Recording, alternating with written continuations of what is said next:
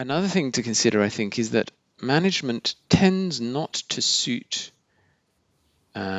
designers. I can't really speak more broadly, perhaps, than designers. I've worked with a lot of designers. I haven't worked with a lot of other kinds of people, so let's say designers. Management doesn't tend to suit designers until they are older, right? You don't have to rush into management positions and away from the actual craft and the artifacts that you're making and so on straight away. One of the things I've noticed, it's happened to me, and I've seen it happen to at least a couple of other designers, is that they fast track into some form of management position, and then later they backtrack because they got unfinished business with the craft. And when I did my backtrack, it was actually the part of my career that I enjoyed the most. One of the things I think that's interesting, though, is that you can get some of the skills you've learned by being forced to be a manager for a while enable you to be smarter when you do backtrack, because now you're like, oh, look, here's how I can make a bigger impact with my craft and so on. So what happened to me is when I came to South Africa, it's more fun to tell the story, right? When I came to South Africa, I'd been managing in the UK a team of like 45 UX designers.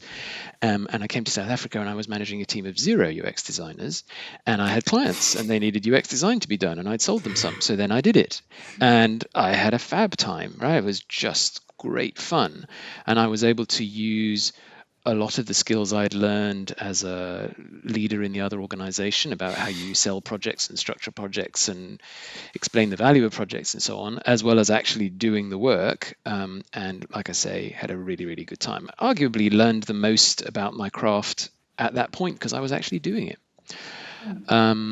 So there you go. Now that was the end of the dog leg. What was the question again?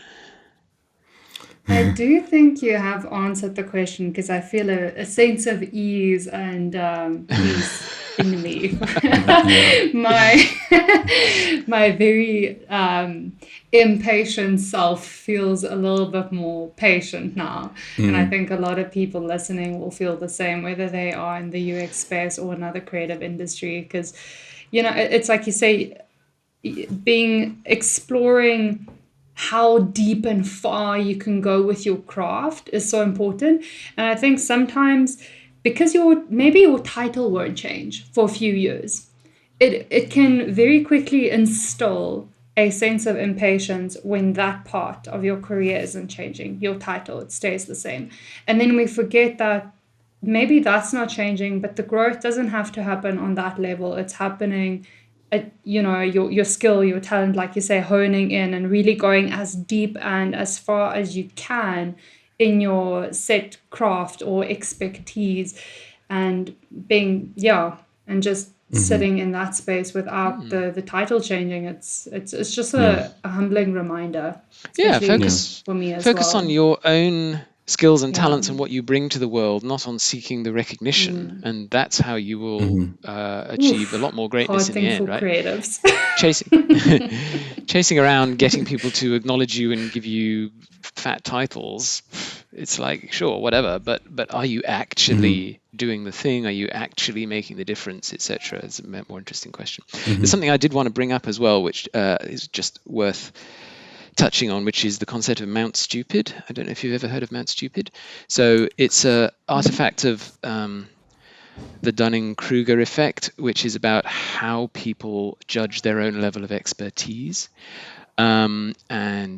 Basically the curve of expertise, of confidence in your own expertise over time, isn't just like a nice up and to the right curve.